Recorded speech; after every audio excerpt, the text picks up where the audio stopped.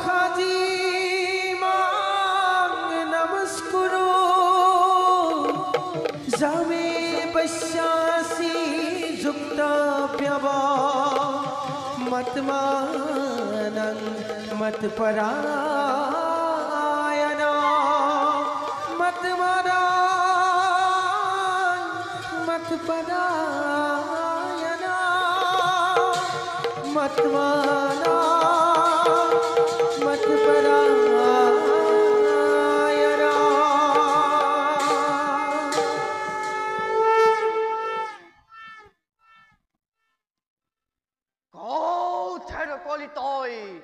Papi Durasol!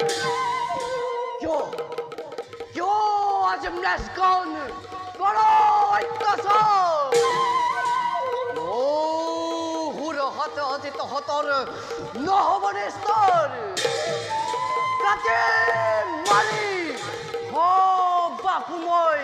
Kori mubundamor! Uddhar koribo hetu aji পৃথিবীর ভার কলির শেষতই তোমৰ কাল কি অৱতাৰ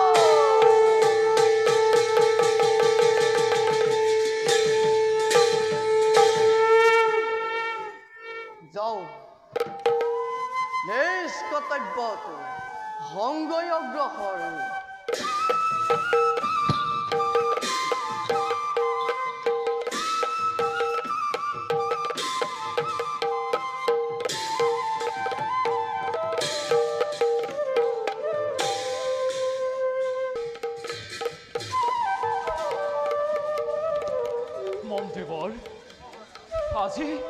আজি বহুত দিন হল পিতৃ মোৰ মহাৰাজ বিশখেন তীৰ্থৰ পৰা নাহিল উভতি বৰ্তমানলৈকে তেওঁৰ কোনো মই সংবাদেই পোৱা নাই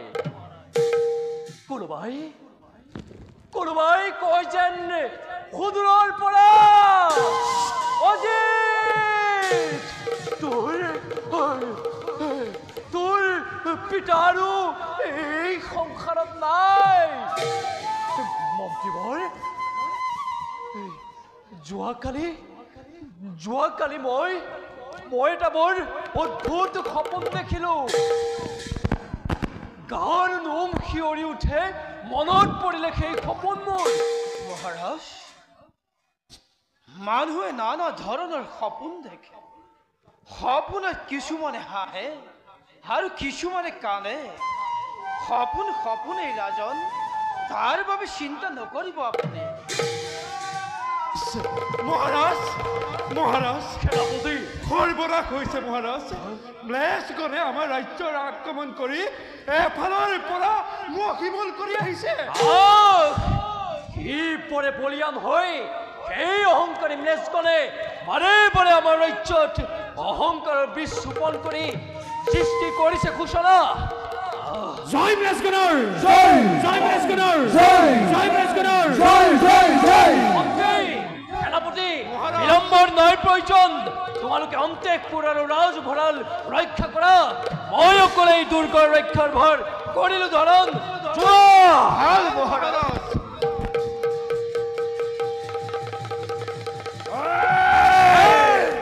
কোনটাই শিক্ষা মোৰ পথৰি দে নত বিলম্বই খতাব বিঘিনি এই মূৰ্খ তৰ্ক যুদ্ধৰ নাই প্ৰয়োজন আমাৰ ক্ষেত্ৰত দেখুৱা তোৰ বলৰ বিক্ৰম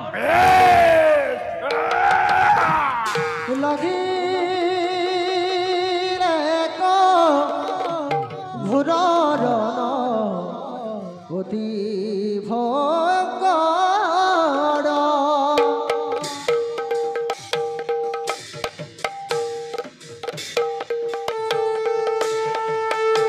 জয় লাগিলে ঘূৰৰ অতি ভয়ংকৰ লাগিলে ঘূৰৰ অতি ভয়ংকৰ পদ ভৰে বসুমতী কপে থৰ থৰ পদ ভৰে বসুমতী কপে থৰ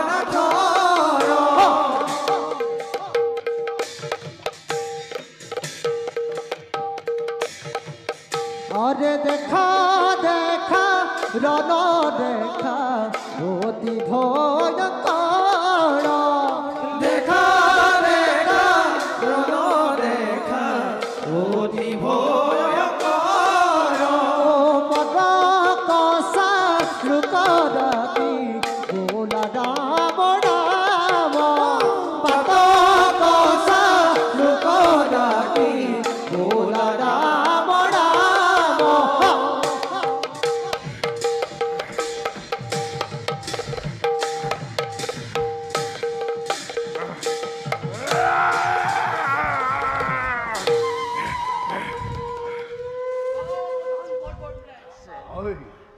মই জীৱিত থকাত কাৰ বাৰু খাদ্য আছে অজিতক হত্যা কৰ কোন তই কিয় তই মোৰ শুভ কাৰ্যতে হতাশ বিঘিনি মই অজিতৰ বন্ধু পৰণে মেলত মৃজ ৰাজন এবাৰ তহঁতৰ কি অৱস্থা হৈছিল মোৰ স্বাধীন যুগত কিয় কিয় তই ৰং দিবলৈ আহিছ মোৰ সেইটো কৰ্তব্যৰ ভিতৰত জন যুগপতি সময় যায় সময় আহে নতুন পুৰণি হয় আকৌ নতুন আৱিষ্কাৰ হয় বুজিছো ভালদৰেই বুজিছো কিন্তু এই যুগপতিৰ যুগধৰ্ম কাহিনী আৰ কাৰো সাধ্য নাই বন্ধু অজি উঠা চোৱা চোৱা অজি তোমাৰ সন্মুখত শত্ৰু নপাহৰিবা নপাহৰিবা তোমাৰ কৰ্তব্য লোৱা অস্ত্ৰ সংহাৰ মূৰ্তি ধৰি যোৰা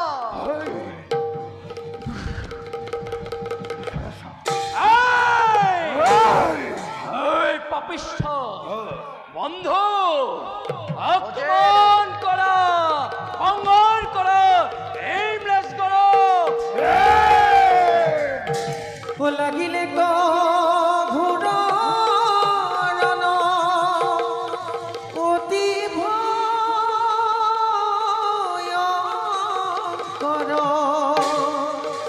পদ ভরে বসুমতী কম্পে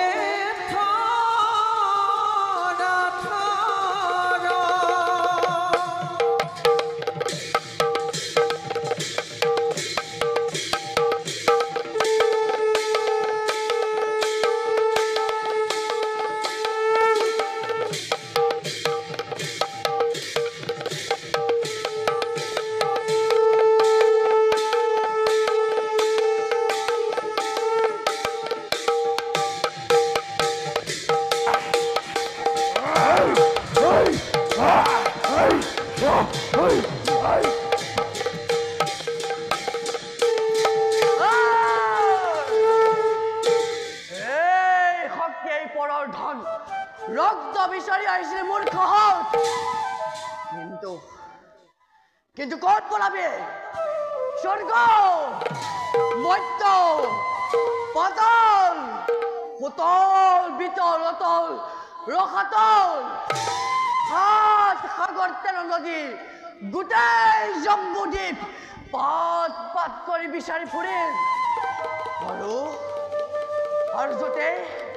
য'তে ম্লেচ্ছ ঘৰক পাম তাতে খণ্ড খণ্ড কৰি কাটে কাৰণ কলিৰ শেষতইতো মোৰ কল কি অৱতাৰ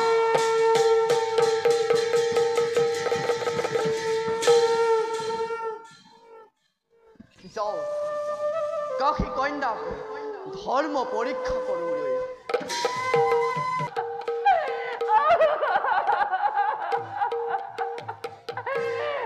কোনে ৰক্ষা কৰিব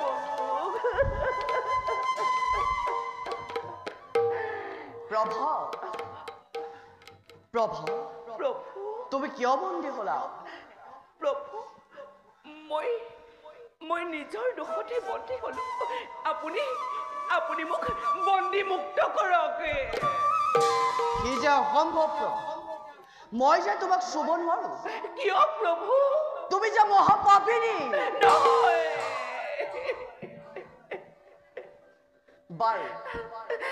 বাৰু কোৱাচোন প্ৰভা তুমি মোক কিহেৰে দৰ্শন কৰিছা প্ৰভু মই আপোনাক মোৰ দুই নয়নৰে দৰ্শন কৰিছো বাৰু কোৱাচোন তোমাৰ এতিয়া ৰাজ সুখ নে দুখ প্ৰভু মোৰ জীৱনত এতিয়া ৰাজ সুখ নাই কিহৰ দুখত এয়া ভাগ্যৰ দুখত কেনেবাকৈ মোৰ জীৱটো সোমাই আছে জীৱটো ওলাই যোৱালৈ মই বাট চাই আছো তেন্তে প্ৰভু ভিক্ষাৰিণী চকু ফুটাই তোমাৰ স্নেহৰ ভগ্নী ৰোগীলৈ দান কৰিলা আনফালে কানি বুঢ়ী এফালে ৰোগী ঠিক তোমাৰো আজি একে দশা প্ৰভু মোৰ ভুল হ'ল প্ৰভু মোক ক্ষমা কৰি দিয়া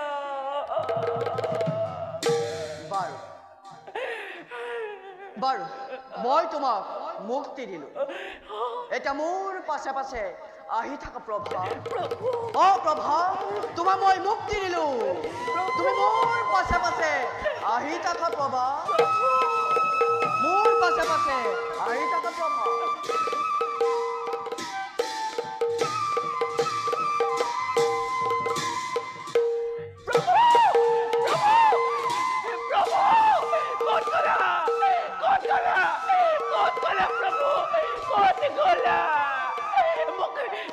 অৰণ্যৰ মাজত অকলশৰে এৰি থৈ কলৈ গুচি গলা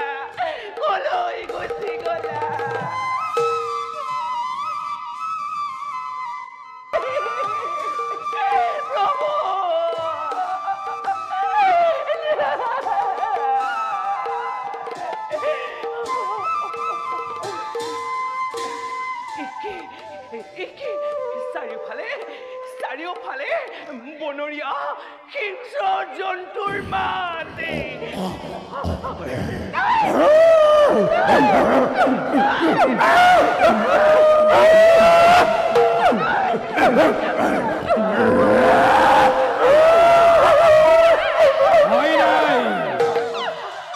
ভয় নাই ৰমণী মোৰ মাতৰ ফালে আহি থাকা প্ৰভু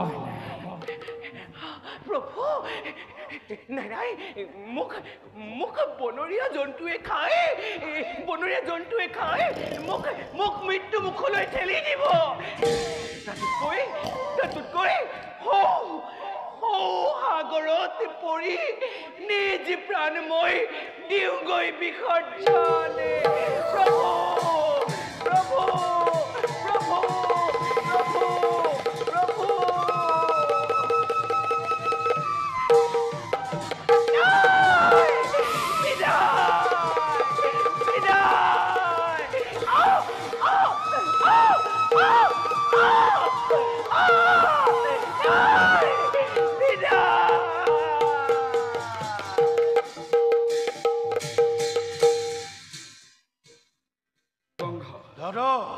বহু কষ্ট কৰিও প্ৰভাৱ মই লাভ কৰিব নোৱাৰিলো মোৰ মতে আমাৰ মাজত কোনোবা শিখণ্ডী আছে আমাৰ মাজত কোনো শিখণ্ডী নাই আমাৰ দুৰ্বলতাৰ বাবেহে আমি প্ৰভাক ৰাখিব নোৱাৰিলো হয় ভাই মোৰ মনে কৈছে কোনোবা শিখণ্ডী আছে মৃষ ৰাজনৰ জয় হওক আহাকলি কোৱা কিবা সংবাদ আছে দানৱৰাজ কিন্তু যি সংবাদ শুনিলে আপোনাৰ শৰীৰৰ তপ্ত ৰক্ত উঠলি উঠিব এই যুগপতি কোৱা কি এনে সংবাদ কোৱা আপোনাৰ বিৰুদ্ধে আপোনাৰ ৰাজ্যত শত্ৰুৱে মূৰ দাঙি উঠিছে। কোন হ'ব পাৰে সেই শত্ৰু? আপোনাৰ সন্মুখতেই আছে ৰাজন। মোৰ সন্মুখত আছে আপোনাৰ ভাতৃ কৃষ্ণজংঘা। ই আপোনাক হত্যা কৰাৰ ষড়যন্ত্ৰ কৰিছে। কৃষ্ণজংঘা, আপোনাৰ যদি বিশ্বাস হোৱা নাই তেন্তে এই পত্ৰ আপুনি নিজেই পঢ়ি চাওক।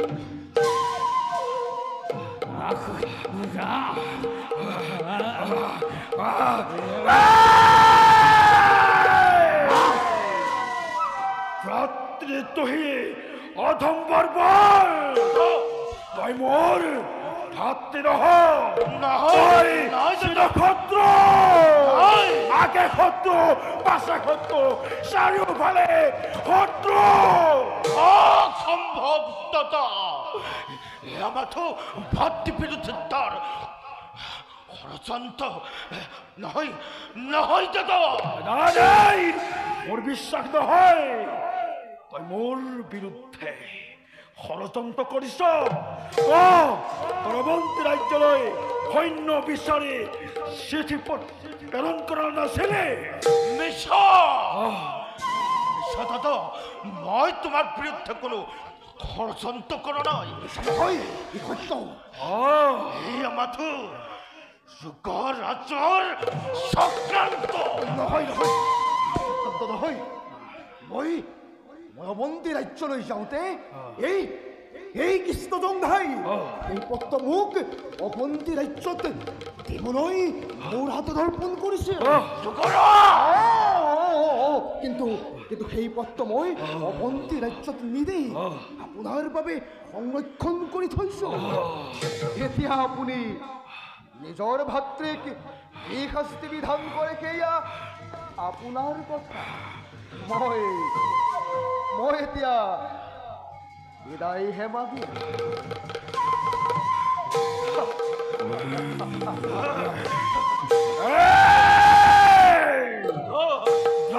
তুহি অধম বৰ্বৰ,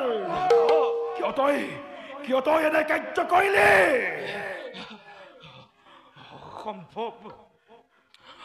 অসম্ভৱ কিয় আজি সম্ভৱ হৈ পৰিছে।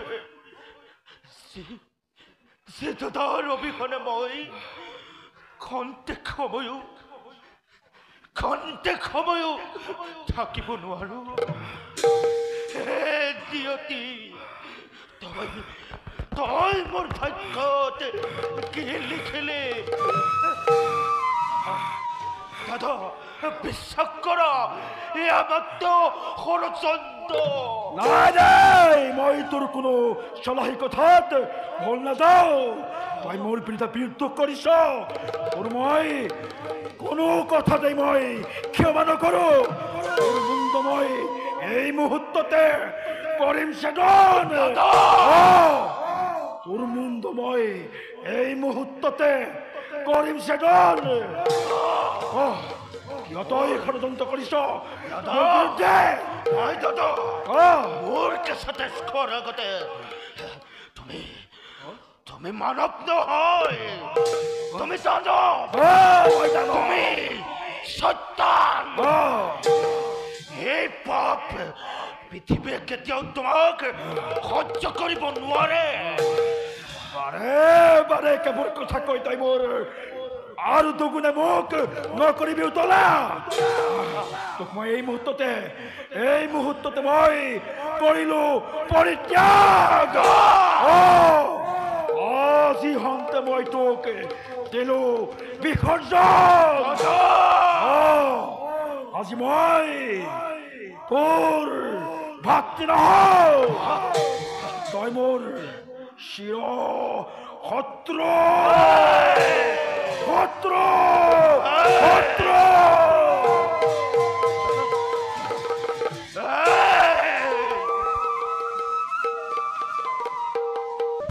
মহাৰাজ আৰু সেনাপতি, আজি মই বৰ ভাৰাক্ৰান্ত অনুভৱ কৰিছো। আজি পৰ্যন্ত নাপালো সংভেদ মোৰ পিতৃ মহাৰাজ বিশাখান আৰু দুই ভগ্নীৰ ক'ত আছে কেনেকৈ আছে কোৱা মন্ত্ৰীবৰ কোৱা সেনাপতি পাইছা নেকি তেওঁলোকৰ কিবা সংভেদ তেওঁলোকৰ অনুসন্ধানত মহাৰাজ মন্ত্ৰীবৰ আমাৰ অনুসন্ধানত যি পাইছো সেয়া আপোনাৰ আগত কেনেকৈ ব্যক্ত কৰোঁ সন্ধান পাইছে মোৰ পিতৃ দেৱতাৰ কক মন্ত্ৰীবৰ নকৰি পলম কেনে আছে মোৰ পিতৃ দেৱতা মহাৰাজ যেতিয়া তেওঁলোকে বিষ্ণু পূজা কৰে সেই পূজালৈ এগৰাকী ভিক্ষাৰিণী এটি ৰোগী পুত্ৰক লগত লৈ আহে আৰু পুত্ৰটিৰ বাবে অলপ অন্ন ৰজাক খোজে ভাগ্যৱতী সেই অন্ন দিব খোজোতেই প্ৰভাই বহি গতা মাৰি দিয়ে আৰু তেতিয়াই সেই ৰোগী একে ফুলতে পৰি অন্ধ হৈ পৰে আৰু এই প্ৰভা আঁতৰি যায় আৰু তেতিয়াই সেই দুৰ্গন্ধদায়ী ৰোগী একে সুন্দৰ যুৱকলৈ পৰিণত হয় তাৰ পাছত যাত্ৰা পথতে প্ৰভা আৰু ৰজাসকলে পাই ম্লেচ্ছ ৰাজনে প্ৰভাক বন্দী কৰে আৰু ৰজাক হত্যা কৰে মহাৰাজ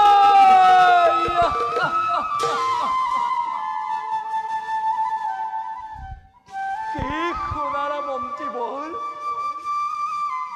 পিতৃ মোৰ নাই এই ইহ সংসাৰত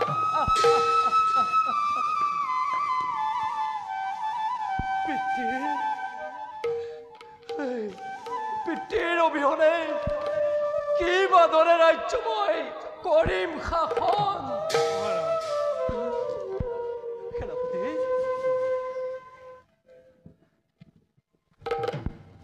জয় হক মহাৰাজ কিয় চুৰদৰে প্ৰৱেশিছ তই কাশী ৰাজ্যৰ প্ৰসাদে মহাৰাজ মই আপোনাৰ ওচৰত আশ্ৰয় বিচাৰি আহিছো আশ্ৰয় অসম্ভৱ যি ৰক্ত জংঘৰ কনিষ্ঠ সহোদৰৰ হক সাগৰে বিশ্ব জয় কৰি অখণ্ড প্ৰতাপে বাস কৰে ৰাজত্ব কৰে কম্বুজ ৰাজ্যত যি কৃষ্ণ জংঘৰ এটি মাত্ৰ ইংগিতত ত্ৰিভুৱন কঁপি উঠে তেহেন মহান বীৰ অজিতৰ ওচৰত আহিছে সহায় ভিক্ষা বিচাৰি আশ্ৰয় বিচাৰি মহাৰাজ সম্ভৱ কালৰ গতিত সকলো সম্ভৱ হৈ পৰে শুনক ৰাজন মোৰ দাদা ৰক্ততীত অতিকে দুৰ্জন সিমুখ ৰাজস্বত্ব কৰিলে ৰাজন পূৰ্বৰ কথা পাহৰি যাওক আপোনাৰ কথা মই মিত্ৰতা কৰিব খুজিছো বুঢ়াবীৰ আশ্ৰয় বিচাৰি আহিছা যদি তুমি এই কাশী ৰাজ্যত তেন্তে এই তৰোৱাল স্পৰ্শ কৰি প্ৰতিজ্ঞা কৰা সনাতন ধৰ্ম ৰক্ষাৰ বাবে পাছ ভৰি নিদিওঁ বুলি তেতিয়াহে আশ্ৰয় দিম তোমাক শুনক মহাৰাজ শুনক মহামন্ত্ৰী শুনা সেনাপতি আৰু যত সভাসদ সকল মই কৰিছো প্ৰতিজ্ঞা মই শক্ত ধৰ্ম ত্যাগ কৰি বৈষ্ণৱ সনাতন ধৰ্ম কৰিছো গ্ৰহণ যদি মোৰ কথা মিছা হয় মোৰ এই জিভা নিজ হাতে কৰিম ছেদন